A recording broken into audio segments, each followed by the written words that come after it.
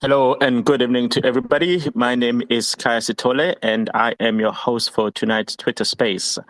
Coalition governments have become a more prominent feature of our politics in recent years. There's been a much greater focus on them, and there have also been serious questions raised about their viability, their utility, and their implications for service delivery. We do know that in the 2021 local government elections, many more of the prominent metros found themselves having to deal with coalition governments. Coalition governments have, of course, been a feature of our politics since as far back as 2006, but we haven't seen them as being as topical as they are now. What exactly is the reason behind that, and what exactly does it mean for you and I as the voters? We've got a national election next year in 2024. Does it actually link the national government election and local government election and coalitions? Do they make a difference to the way in which you are now going to vote? That's what we'd like to deliberate on over the course of the next hour. And the topic for our conversation today is really the impact of coalition governments on service delivery in South Africa. We obviously would like to hear from you. So if you're able to tweet or X or whatever you call it when you do respond to this, feel free to do so. You'll also be able to raise your hand so that we can add you as a speaker, because we'd obviously like to hear your perspectives about what you've seen in the communities where you're based, and whether indeed what you've seen over the past couple of years or even longer does indeed influence your voting patterns, and more importantly, whether what you see in the local government arena translates into what you do in the national ballot and the provincial ballots that you'll be exercising next year. So that's really what we want to be able to focus on for the next hour or so. I will be joined by a panel of speakers who've got particular insights to share about how these things work and how these things don't work, and also some perspectives on what can be done differently going forward. One of my speakers is going to be Mzwanele Mayekiso, who is the owner and publisher of Ndibuwe Journal. He's also the CEO of Ikwezi Institute. He's a prolific writer who has contributed to papers, think pieces, and academic journals and newspapers locally and internationally. So he has some very, very important and diverse perspectives on what actually needs to be ventilated in relation to the question of coalition conversations in South Africa. We'll also be joined by Tessa Dorms, who's a trustee, actually, of the Kagiso Trust, and also happens to be a director of programs at the Rivonia Circle. She is indeed a democracy, governance, policy expert who's been inspired by the values of participation, social justice, and human-centered design. And all of you would have probably seen her in many spaces engaging on many issues relating to public policy and public policy making. Our last panelist for the evening is going to be Paul Smith, who is currently serving as the executive head of local governance support within the Kagiso Trust. His role there is to innovate new approaches to local government sustainability to enable stakeholders to find effective solutions that impact communities. And it's also been part of our previous Twitter spaces where we've really been focusing on the question of active citizenry and what Kagiso Trust believes needs to be done, and more importantly, what you can do in order to get us there. So, of course, as I said, we'd like to hear from you. So please feel free to tweet about this conversation, reply to this particular page, the Kagiso Trust page, so we can be able to pick up your comments.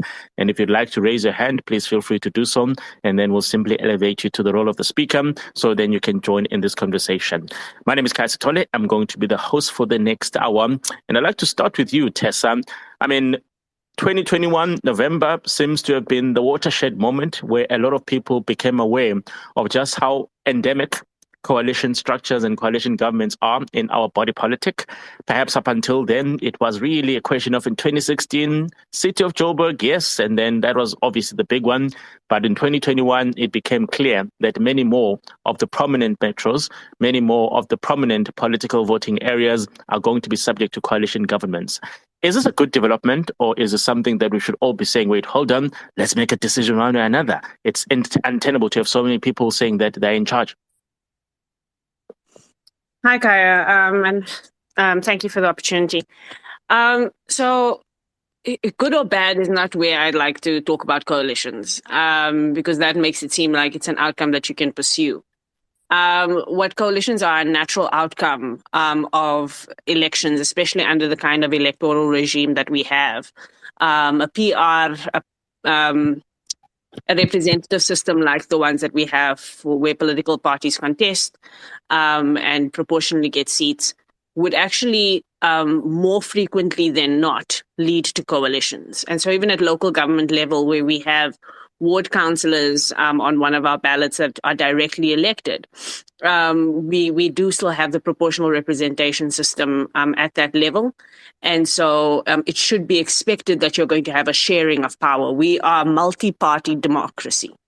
We are not a two-state democracy, or two-party democracy. We're definitely not a one-party democracy.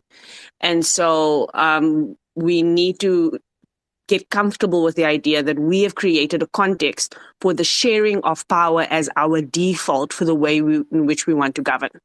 Now, the fact that one political party has had an overwhelming dominance is actually the anomaly. That's actually the thing that is strange, given the kind of system that we have. So we should have expected that we would get here at some point, a more shared and diverse governance space. Our parliament has always been this way. I think somebody noted that at the beginning of our democracy in 1994 already, we had more than 10 parties in parliament. So we've always had a shared democratic space in our parliamentary system, and now it's starting to be seen in the governance space. So it's not something that we should be concerned about. I think that would be the first response for me. But the second thing is, I think it does speak to a robust democracy. I've started saying in the last few days, as a way to crystallize my thoughts around, where we're going wrong with our democracy, is that a democracy is about the people shall govern, not the government shall govern. And so by that, I really mean that we have this very, narrow fixation on, especially a president and particular individuals, whereas democracy should be about as many people participating in governance as possible. So even just the cabinet and cabinet positions isn't where all power for governance lies. So again, I say all of that to say that I don't think that there's anything to be alarmed about, just in terms of coalitions. I think it's a good sign in a democracy for as many voices to be represented. And now we have the job of making this democracy work in as full a way as possible. So Tessa, when people react to coalitions in these days, it's really from a point of frustration and a point of skepticism about the multiple shuffles and the instability that we see here. Is this really us perhaps not being well tuned to the idea of political shifts and political reconfigurations? Or is this something that says, wait, hold on, we may accept the idea that coalitions exist, but we're a bit more concerned about how unstable these ones are? Yeah, I mean, the instability is definitely a problem, right? And I think for me, there are two reasons why the instability exists. And I'm sure we'll get into this a lot more as we go down the line of the conversation. But the first reason is really the quality of our politicians is now shown up a lot more. I don't think we've cared enough about the qualities of our particular representatives and the qualities that we want in the people who lead enough. In a party system like ours, we've given a lot of primacy to the party.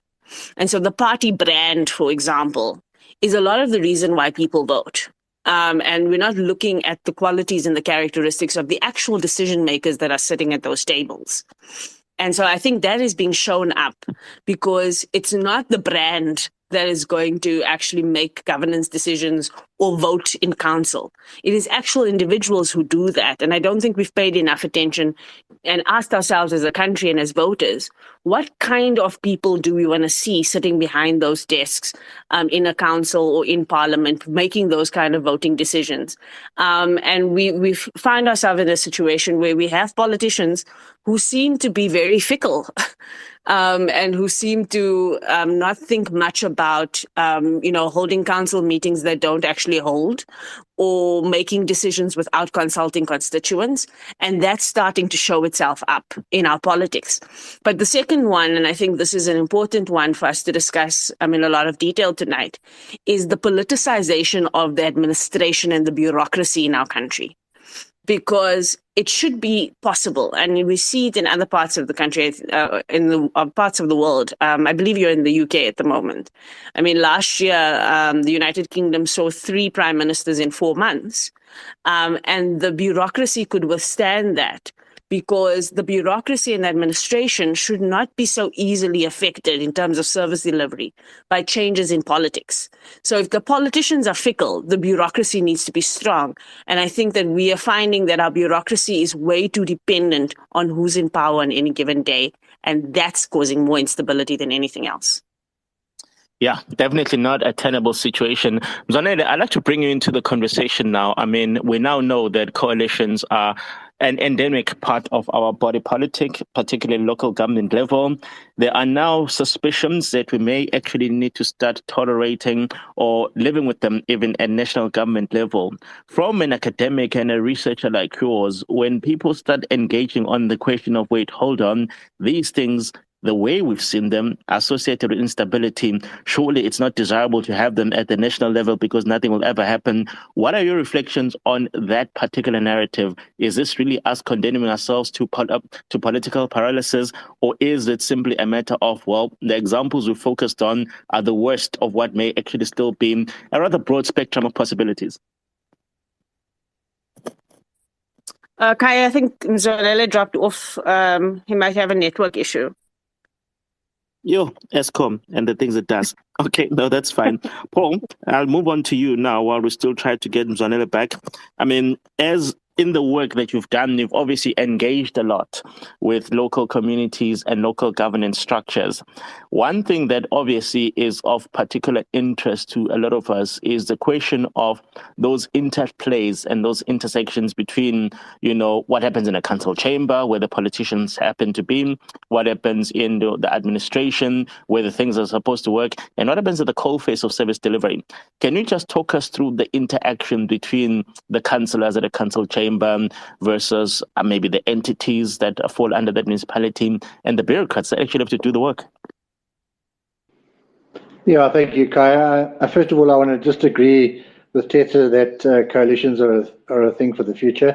We better get used to them. We've done a number of visits to, or most of the municipalities we work with are those that are underperforming, but we have spent some time lately with municipalities that are performing. And what we have found is that the relationship between the council and the municipalities, and Tessa mentioned this in her opening statement, is very clear. People adopt the legislative roles and responsibilities and apply them to the letter. And so we end up with administrations that are not influenced by politics. And in most of these cases, we find, and I must say also that the success and failure of municipalities isn't really more about coalitions or majority parties, because there's successes and failures in both. But those municipalities that are being successful, we find that there's very strong municipal managers, and they've been given the agency to run the institution without political interference. And councillors hold themselves accountable. But even in those coalitions that are working, we found that they're on a knife edge because they're one vote away from chaos. And because the coalitions control the mayoral committees who engage with the administrators around certain portfolios and departments. So it's really important for councillors and administrators to understand their roles and responsibilities and stay in their channel. And it's very important to have a very strong municipal manager to manage the administration. And that's what the people feel in the streets. They feel service delivery issues, and where municipal managers are cater deployed or incompetent, we see that there's more political influence in the administration, which leads to chaos. The other thing about the administrations, we've noticed that when a municipal manager is in charge and held accountable, and there's good oversight from councils, we find that they tend to seek out competent and head out competent people to run the various departments with the right skills and capabilities to deliver the services that people require. So successful municipalities, very clear roles, application of roles and responsibilities, and strong administrations. Administrations that can withhold the political instability if there is a need to come. Thanks. Now, Paul, one of the questions that has emerged is a simple question of whether there's actually a a structure that defines how these things ought to work. Now, one would imagine that at the point in time when the rules and the guidelines for even, this three-tier structure of government were put together, somebody would have envisaged that, well, at some point in time, you may not have one party in absolute control. So therefore, how does the collaboration and the cooperative governance model work? Do we actually have rules that say, look, this is how things are supposed to be? And if we do have the rules, is it simply a matter of the parties that have been lucky enough to be in control of these municipalities have simply then, repurposed it to fit their narrative? Surely somebody must have written the rules, and we shouldn't be talking about how things ought to happen. We should know how things must be happening. Yeah, Kai, that's a very important point. There are rules, and I think the rules, as far as we understand them, are reasonably sufficient at the moment. But I think we must also understand that we have a people problem. When we elect people into office at various elections, we really don't understand the intention of those candidates. And if people have ill intent, it doesn't matter what rules exist, rules will be broken. There's also legislation that governs the quality and type of person that should be employed in administration. But we're seeing more and more as political interference affects the performance of local government, that the wrong people are put in the wrong posts. And so the administration become the puppets of the politicians, and that's a recipe for failure, I'm afraid. But I don't think we need to concentrate too much on there may be gaps in the rules and gaps in policy, but I think essentially we've got a people problem, and more importantly, we've got a leadership problem. We have to start thinking about voting people with the right intention into power that are community centric and focus on servicing and responding to the needs of community, as opposed to serving political masters or parties or anybody else up the value chain. And let's be clear on this. I think this type of interference is not only from a political perspective, but it also comes from civil society and the private sector, where people leverage off these types of relationships, and that's not good for communities. Tessa, when we talk about the structural configuration of all of this, I'm intrigued to sort of try and establish that, well, politically, if I become the mayor of the city of Johannesburg tomorrow, the first thing that I expect to get is my own team, my own mayoral committee, the people that I want. So naturally, it is inevitable that I'm going to replace all the incumbents because, well, we've just defeated them in an election. Now, is that a model that is unavoidable, or should there be a way that says, wait, hold on, all we did was change the mayor, who's a figurehead. Surely the MMC for finance was doing well, regardless of where they came from. They should retain their job. Or is that particular relationship purely a political one? So therefore, there's absolutely nothing that can be said except that, well, every mayor gets the team of his choice. Yeah, I think there are two layers to that. So I think the mayoral team, in terms of, the MMCs, is highly political, and I think that there's more to be said about the political nature of that team. But I also think that what it means to be political at that level doesn't have to be about one's own party only. And this is whether you have a coalition government or not, right? So I make the example, for example, in the 1994. When it was agreed upon for a government of national unity, even when the ANC won outright. So in order to strike a political agreement that made it easy for governance to happen, the ANC agreed to share the cabinet posts with other political parties on the basis of striking the right kinds of power balances. So there are different ways to construct the right kind of political arrangement other than just getting people from your political party. The second layer I wanted to mention, just before I speak about KZN, because I think eThekwini also has got an interesting story to tell. But who the mayor has in their mayoral office, so the staff team, that we must also remember is different from the bureaucracy. So the main bureaucracy from your head of department, your HOD, downwards, and I say downwards in a loose term, that is the main bureaucracy of people who are who get their jobs through an appointment through the state, right? But people who are politically appointed within the mayor's office or within the MMC's office, those people more closely need to follow the mayor's directive in terms of their political intention, but also have to have some merit in terms of the work that they can do. So there are a lot of delicate balances, but I think there are different ways to make those right or wrong political choices. So eThekwini are following an executive model where people are getting posts within or get selected into the mayoral committee, not purely just through the will of the mayor. And I think that that's also something worth exploring. Is there a way for us to think about the number of votes that a party gets, giving them access to a governance structure that is shared? I think that in itself as a model does have merit for avoiding some of the things we've seen in the city of Joburg, where deal making seems to be more prevalent than the will of the people. So again, I think there are different iterations around how you get to the right political mix, but it certainly doesn't just have to be from one's own party. And I actually think that the more diverse the governance group is, the better it is for governance, and less chances you have of kind of patronage setting in. Yeah, definitely a lot of points to be pondered on them. If you've just joined us, we are discussing the impact of coalition governments on service delivery. I've got Tessa Dwons and Paul Smith joining me here from the Kagiso Trust. We'd also obviously like to hear from you. I can already see some of your comments that have come through on our Twitter page, which is Kagiso Trust. But also, if you'd like to raise your hand and express your voice and sentiments here, feel free to do so, and then we'll aid you here as a speaker.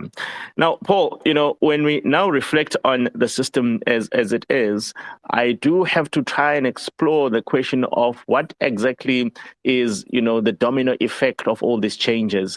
Is it really a case that whenever a particular party says, look, we've lost faith in this particular structure, we want to vote in a new mayor, that immediately then obviously triggers a change in maybe the mayoral committee, maybe Durban being the exception of that? And does that then immediately translate to a paralysis in the type of work that gets done at the coalface level? Talk us through the domino effect of all these changes, or even if there is even a domino effect at all. Yeah, Kai, there's only one, there is a domino effect, and only in the cases where I think the administration is dominated or influenced by politics and the council. There are instances that we've seen changes and the administration hasn't been effective because the administrative system is robust enough with enough quality people in it to resist the disruption at a political level. I think it's interesting to note, and I just want to pick up on a point that Tessa raised. In all the municipalities that we've seen, and many of those are in fact coalitions, governments at a council level, we've only come across one mayoral committee that is a coalition, a multi-party mayoral committee. And Tessa alluded to that was the case in government in 1994. And that, interesting enough, when we quizzed the mayoral committee about the stability, obviously it was, and in most municipality, political stability is really, really important because most municipalities, politics dominate the administration and influence service delivery. But in this particular case, the political stability was on a knife edge, and all because there was one vote. And so the success of the coalition was based on the fact that they could get enough votes together to dominate the balance of the council to form a coalition mayoral committee.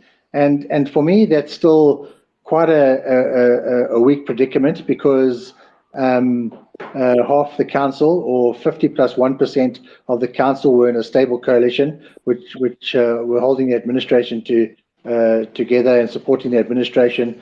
But the remainder of the councillors were still being disruptive in terms of rendering the town reasonably ungovernable at times.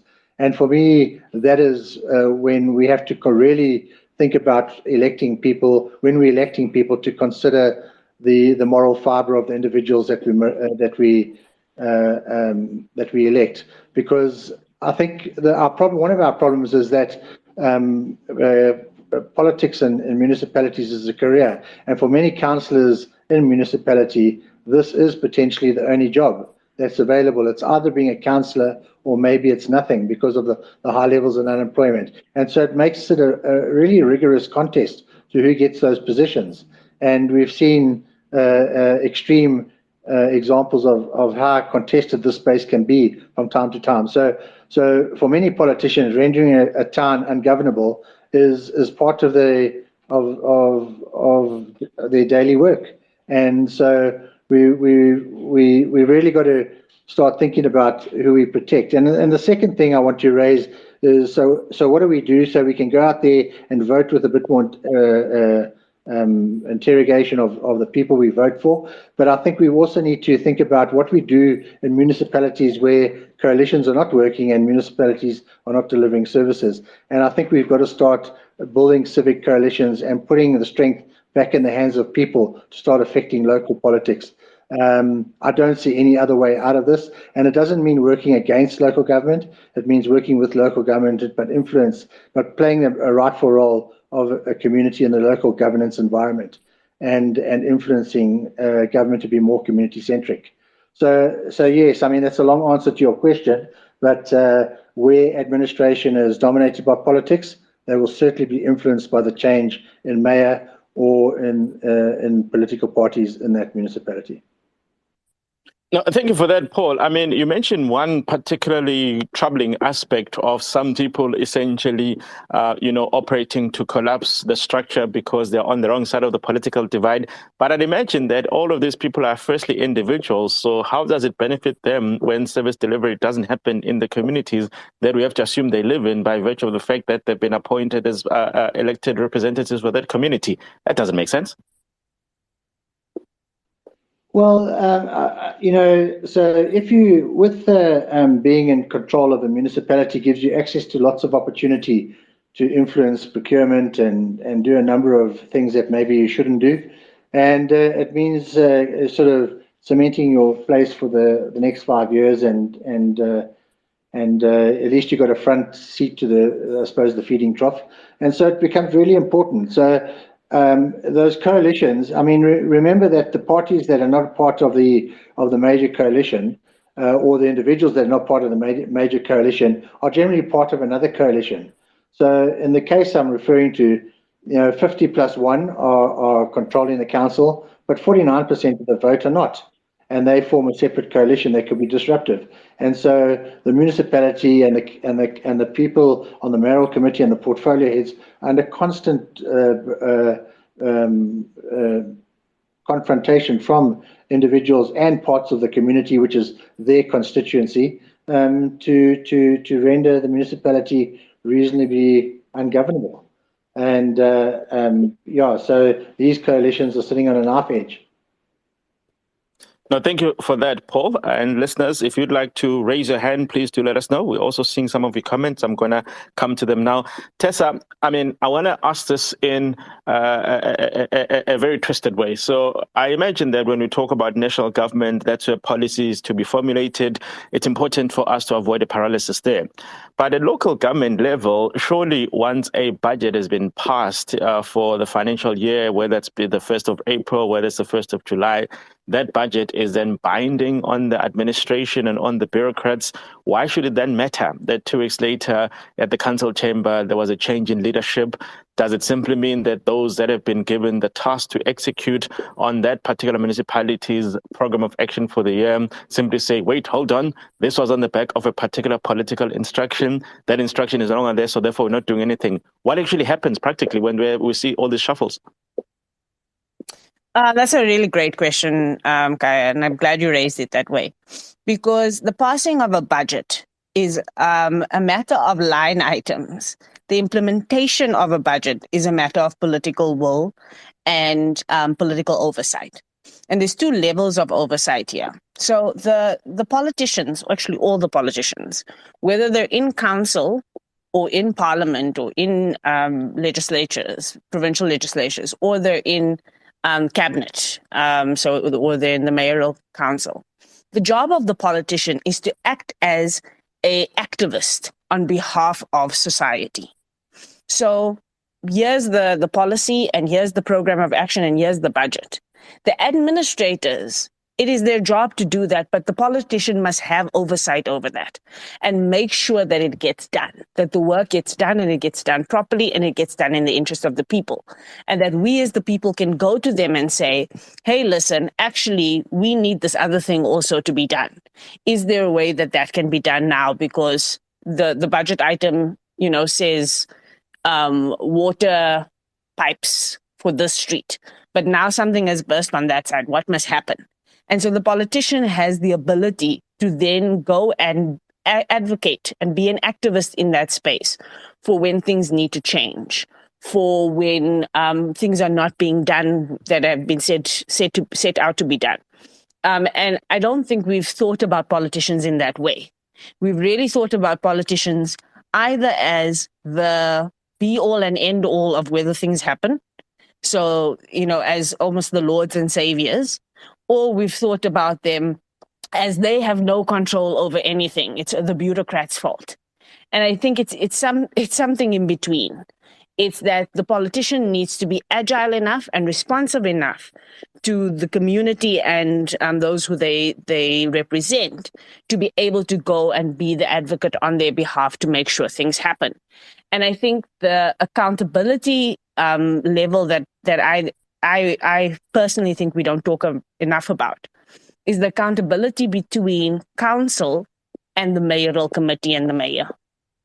Because as much as it's the job of the mayor and the mayoral committee to make sure the administration do their job, it is the job of the councillors to make sure the mayoral committee does its job. And that is not the dynamic we see. The dynamic we see is the mayor and the mayoral committee are voted in, and all of a sudden they become the most important politicians in the room. They become the politicians who can make or break everything.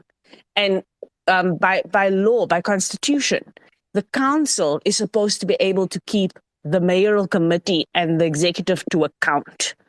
The dynamic should actually go in the other direction. The mayor and the mayoral committee should be afraid of council, not council should be taking instructions from the mayor and the mayoral committee. We see this at parliament as well. All of a sudden, the president is seen as a higher ranking political figure than the parliamentarians that are supposed to keep him or her accountable. That dynamics is something we have to change. But the only way to change it is the other level of accountability that Paul has raised so well. The level of the citizen and the community and civil society and people outside of the politics and their ability to keep the politicians accountable. At this point in our country, we simply have way too few mechanisms for us as the voter or as the resident and the citizen and the one who's supposed to be represented by the politicians to make sure that they do things the right and proper way.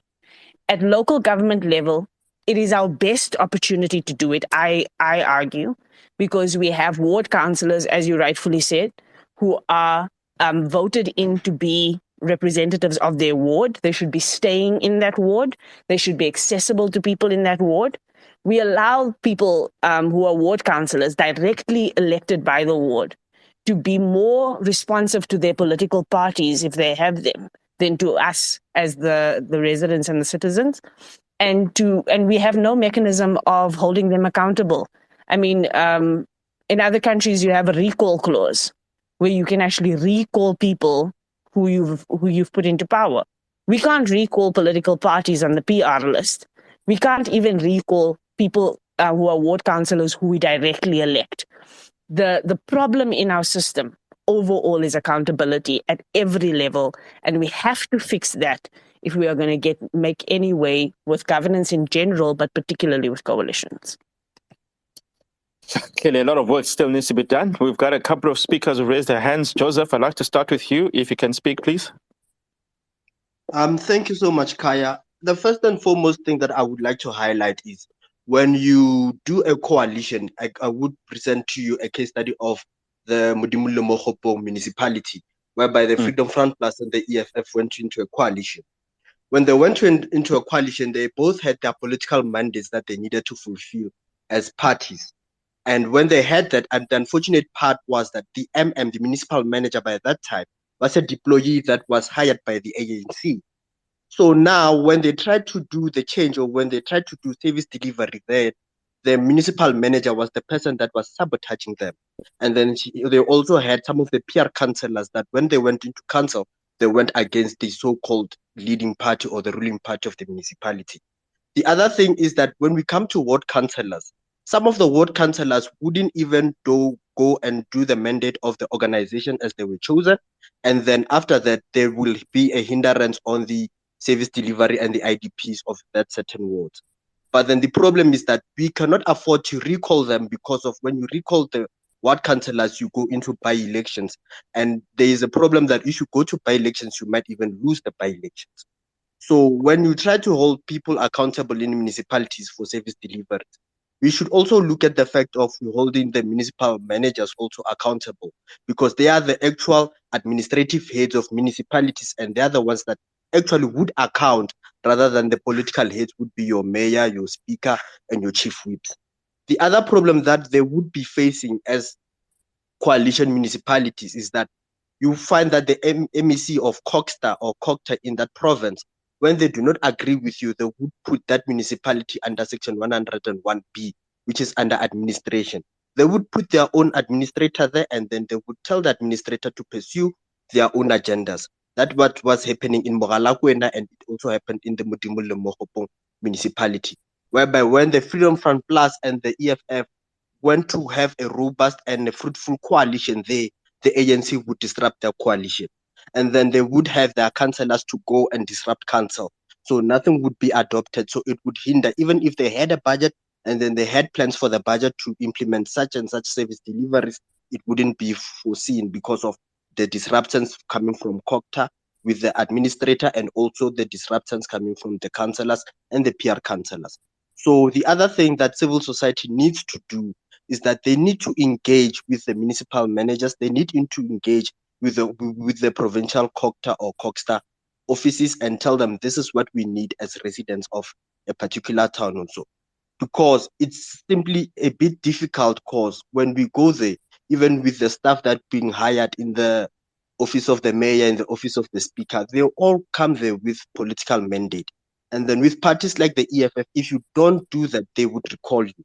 With parties like the Freedom Front Plus, they would be a bit more on an academic side and look out for other solutions on how to implement. But then to implement your policies, it's generally difficult because of the situation that one would be facing. I think I'll just pause there. Oh, yeah. No, thank you very much, Joseph. You've definitely showed a lot of insights, and I think you've clearly kept your finger on the pulse of the developments in local government. So you've given us a very important case study there. Mzwanele, I can see that you've finally been able to get onto speaker level. Your reflections on what we've heard since the beginning of the hour from Tessa, Paul, and now from Joseph?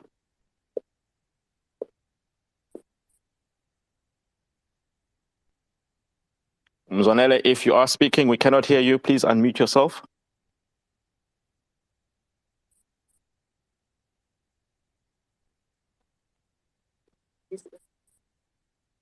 All right. I think we are struggling to get hold of Mzwanele now. We're going to come back to you, Tessa. Tessa, I'd like to sort of figure out, well, what do we do next? Because clearly we now have seen how the system has worked and what the limitations are in relation to that system. Do we need to write new rules, or do we simply have to hope that the political system organically evolves and starts sorting out these things? Sure. That second one is just a no-go. We can't hope. Hope is not a plan. So for me, there's two things. One is around the rewriting of the rules and the regulations and the laws.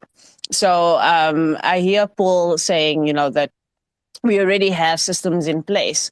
But I don't think that our constitution has made enough room for, and our laws at this point, for really managing coalitions more effectively.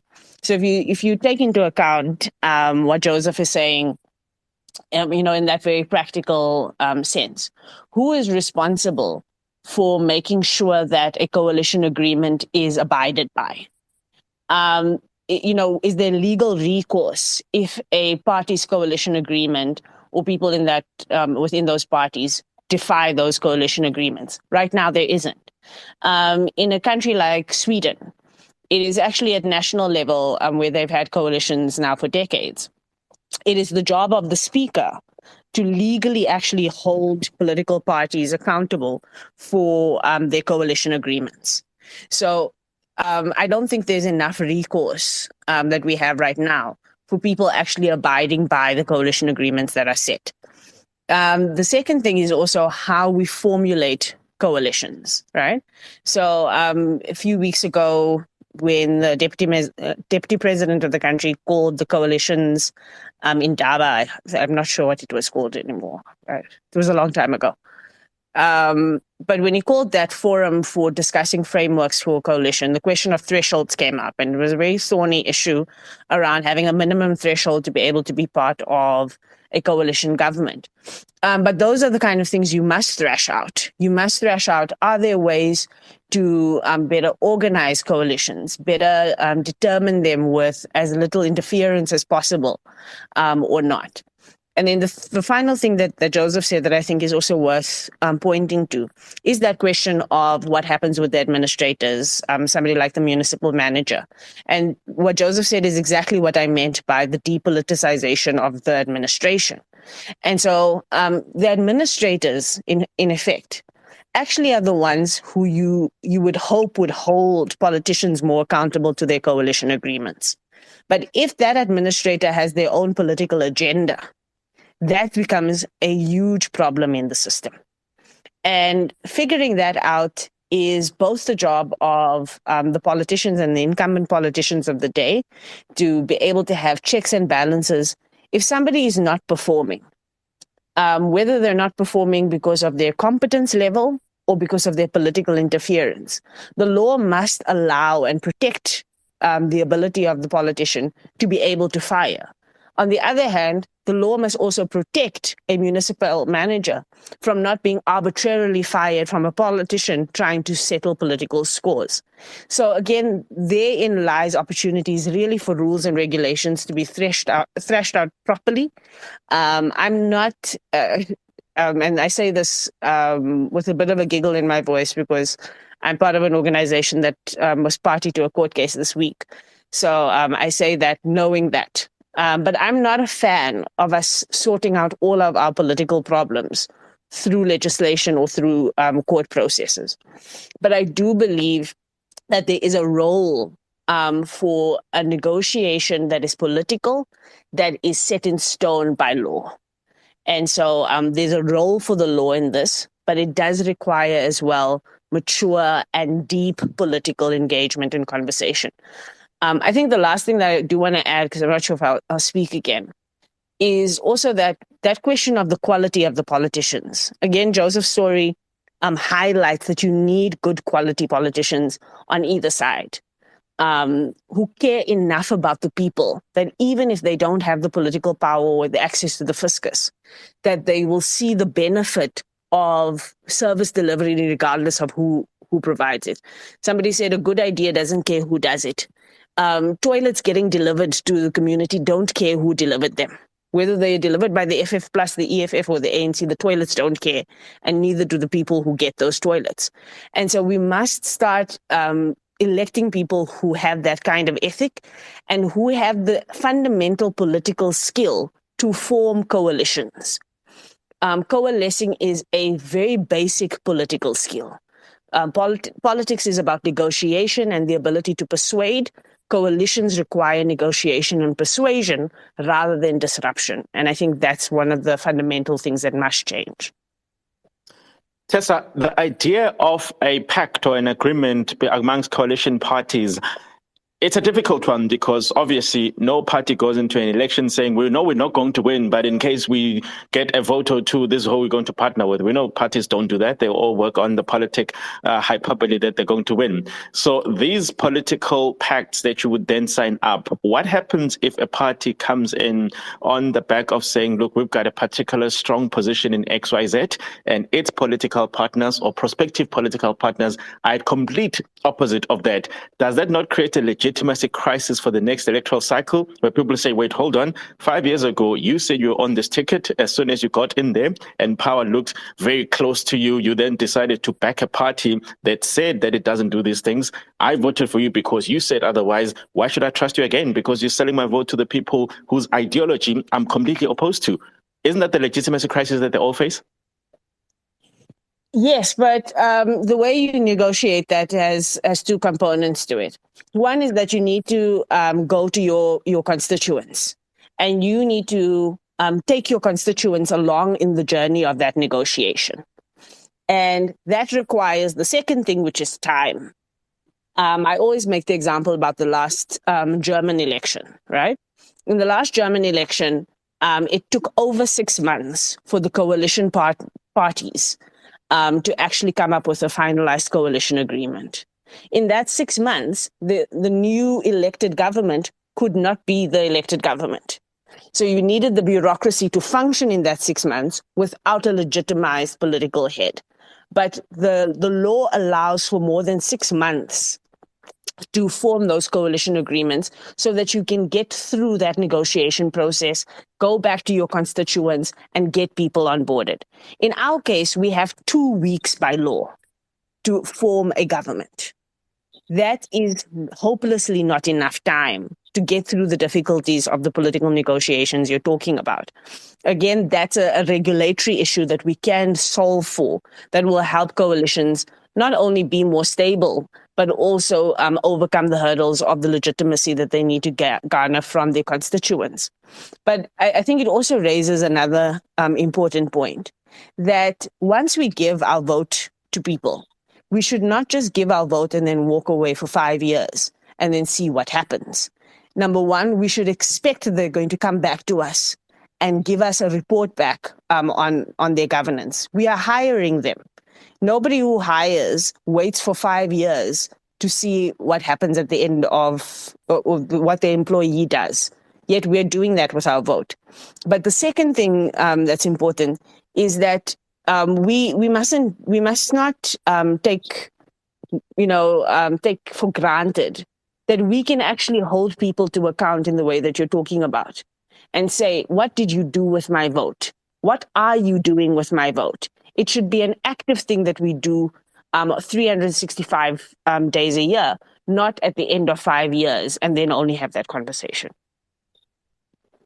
Paul, I have a question for you from Dipuo Tsabamodimo. Why is it that we can elect local government officials such as councillors, but we can't recall them as communities when we have a motion of no confidence against them? What exactly are the rules and guidelines around that? Because we hear parties want to table motions of no confidence against each other. Well, what happens when we as citizens don't have any confidence? Are we paralyzed? Hi, Kaya. Can you hear me? Yes, we can. Can you hear me, Kaya? Yes, we can. You can? Yes, I can hear you. Please carry on. Okay. You're speaking to Mayegi so now? Yes, carry on. All right. Well, actually, sorry, the whole technology issue is a problem, but I'm glad I can talk now. Well, you see, my view is that actually, perhaps I'm different from whoever has spoken before, because I think the whole concept of coalition governments is the actual crisis, for South Africa. Because whilst, they appear at face value to be, a good thing, in reality and practically, they are actually destabilizing governance in South Africa. If one were to look at 2016, when this thing became a practical reality, there's been so much destabilization in governance, particularly in the major metros of South Africa. And I would further argue that whilst coalitions are a good thing in Europe, they may not be such a good thing for South Africa because, one, we are a developing country, and two, because of our economy, it's not as strong as the European economies where, those systems can withstand the collapse of governments in 3 months or 6 months and so on and so on. All right. And I think we've lost our speaker point, there. Paul, you can jump in. We can still hear him, Kaya. Okay. The other point I wanted to make is that when you look at South Africa today, we fought for freedom, and that freedom said one person, one vote. So if the ANC, the DA, and other parties go to the polls, let's take South Africa, for instance, the various governments. The ANC has had majorities in terms of the actual voting. But then that majority gets diluted when it goes to the chambers, because the ANC reaches less than 51%. But all in all, it's a majority party. So when I call it kind of elite pacting, when small parties come together to say, no, let's deny the ANC the ability to run a government. And whereas the ordinary South Africans have given a vote of confidence to this party. In this case, you can remove ANC and put DA. If the DA gets 48%, it seems to me that it should be able to run a government. But a party that has less than 1% gets to become a mayor of a major budget municipality like Johannesburg. And then attendant with that is the incapacity to deliver services properly because of the chaos that follows. Another example is Nelson Mandela Metro, where since 2016, that metro hasn't had any proper governing, system. Because one party comes in for 3 months and then it kicks out, another party comes in, and so on and so on. My view is that since we fought for freedom under the banner that says one person, one vote, that shouldn't be taken away at the boardroom by political parties. It should actually be honest system where the people who vote are actually given the power to their party that they vote for, ANC or DA, to govern. Otherwise, we'll address this issue. Then I think the technical issues that are raised in terms of quality of representatives are genuine.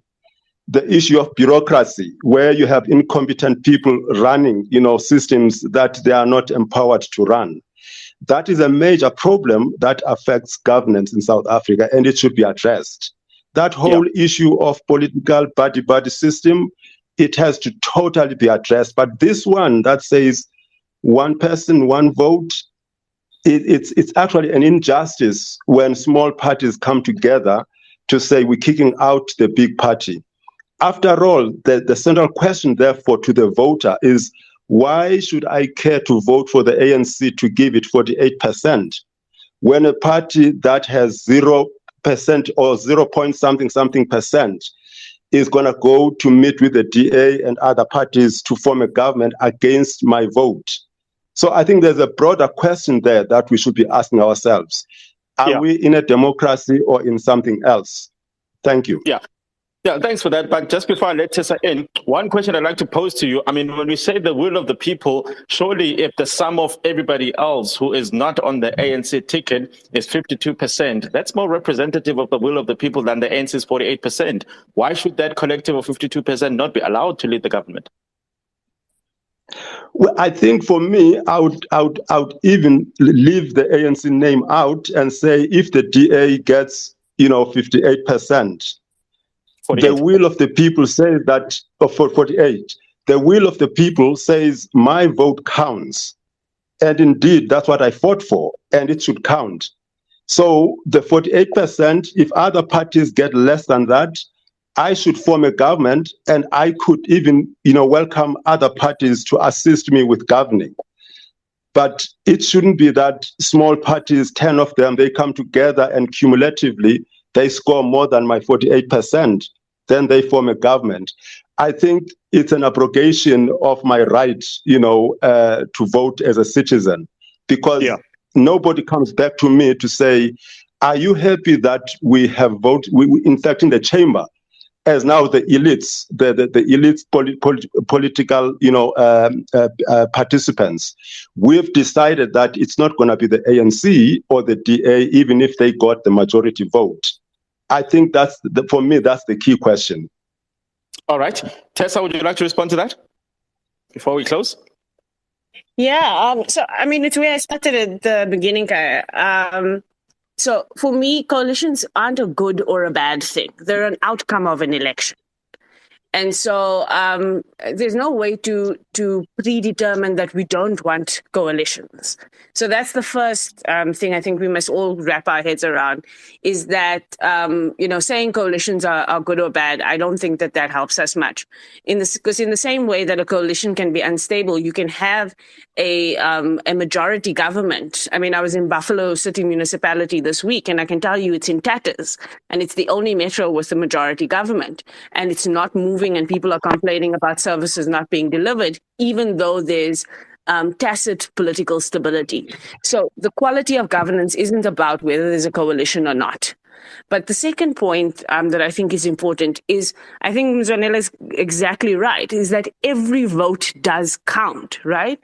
So even the vote of the Al Jamaa voter that managed to have a mayor, even though they had very few seats, the beauty of democracy means that the Al Jamaa voters' vote counts. And like you rightfully pointed out, if the sum of, because what we do in our system is that we then put in place councillors who then vote for a mayor. If we wanted a first past the post system, then what we should be doing is voting directly for a president or voting directly for a mayor, and that person then, as a first in a first past the post system, then gets to constitute their government. And if we want that as a country, we can have that. But to say that it doesn't give us the value of our one man, one vote is untrue, when actually a coalition means that everybody's vote counts equally. And so if 52% of the population comes together through their representatives and they form a government, those votes count as much. And the ANC voters or the DA voters or whoever got the other 48% needed more votes. That's the way our democracy works. Oh, thank you very much for that, Tessa. Paul, I want to come back to you now, because I think perhaps all of this wouldn't be an issue. It really will be a storm in a teacup if we could find a way of insulating service delivery, insulating, the bureaucracy from all these changes.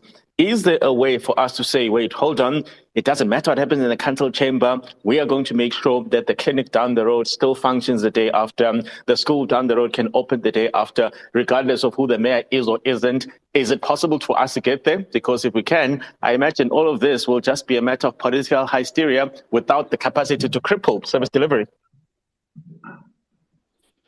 Yeah, Kai, I think, just before I get to that, the reflection on coalitions or not coalitions, I agree with Tessa there. I think it's like the internet and the social media, the good and the bad and the ugly, it's here to stay. I think there might be a stronger tendency at smaller municipalities and smaller towns, maybe, and even some of the metros, maybe to start with a greater percentage of independent candidacy, because people maybe that are independent seem at the moment to be closer to constituencies. I think that's an important thing. But I think, and even with the debate around legislation to try and drive change, it's not that I don't think it's important to have the right rules in place. And Tessa eloquently put it that there are many options that we should look at changing whatever rules need to be changed.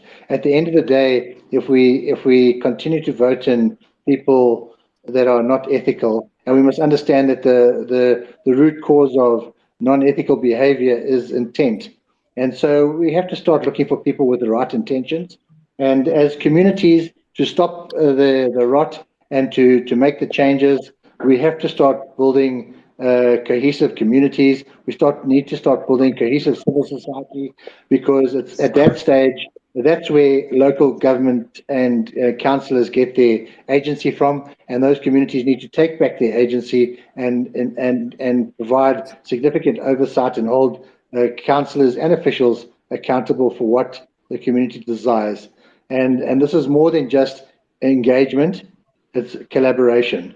And so collaboration is co-creation, it's about ideation, co-ideation. It's not just about dissemination of information and supporting. So I think as communities, we need to start taking back our agencies, using our vote properly, and choosing people. And I suppose at municipalities with a proportional representative, it makes it difficult for us to have control over the whole situation.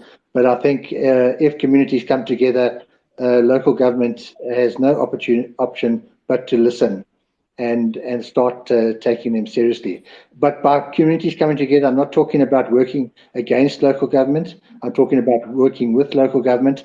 And we must also understand that the politicians we're electing at the moment, many of them don't have the capability to run, probably in most small towns, what is the biggest business in that town. And so we have to make sure, because of that, oversight is really difficult, and so they must use local community members with the right capability and capacity to support the council in applying oversight over the administration, and also supporting the administration to do the right work in the interest of community development, both socio-economic development. So yes, can we stop this happening? Only if communities start bearing their hatchets, coming together, co-creating, have a common purpose, and hold government to account. Thanks.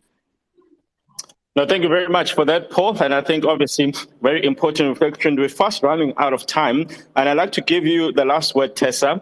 We're heading to national elections next year, 2024. Do we need to specifically identify parts of the system, whether it's legislative, whether it's procedural, that we need to tackle in order to avoid what we've seen at the local government, at these metros, becoming a national crisis? Or are we simply just overblowing it? There will be no crisis at all? I think regardless of how the vote turns out next year, whether or not we end up with the need for coalitions, and I say need for because we could also have minority governments, right? Somebody can get 48% and no coalition forms that overtakes it, and they could govern.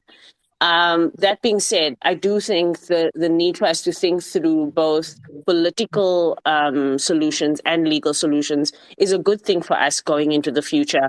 I think it's a lacuna in our system, in our law, and our political culture. But I think something that Paul said earlier is much more important, that we must solve the people problem. We must get adults into the room who are going to focus on issue-driven and policy-driven coalitions rather than position-driven coalitions and deal-making coalitions. The quality of our politicians must be higher. And I think as we go into the 2024 elections, I would make coalitions and elections issue.